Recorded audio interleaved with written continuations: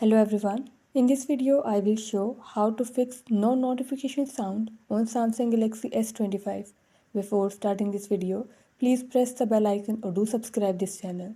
Let's start our video without wasting any time.